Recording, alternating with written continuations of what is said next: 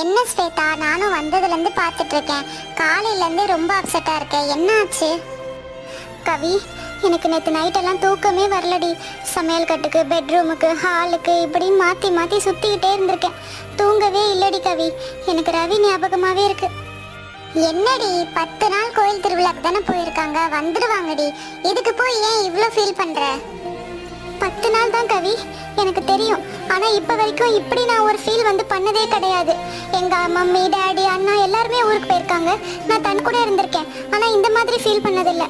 ரவி இல்லை, 10 நாள் தான் இல்லை அப்படிங்கிறத என்னால் ஏற்றுக்கவே முடியல. எனக்கு இப்போவே பார்க்கணும் போல இருக்கு கவி. ஹே ஸ்வேதா, என்னடி இப்படிலாம் பேசுகிற? ரவி உனக்கு ஃபோன் பண்ணலையா? இல்லை கவி, அன்னைக்கு பஸ்ஸு ஏறிட்டு ஃபோன் பண்ணான். அதுக்கப்புறம் ரீச் ஆகணானா என்ன ஏது எனக்கு ஒன்றுமே தெரியல. இப்போ வரைக்கும் ஃபோனும் இல்லை, மெசேஜும் இல்லை. நான் பண்ணாலும் நாட் ரீச்சபிள்னு வருது.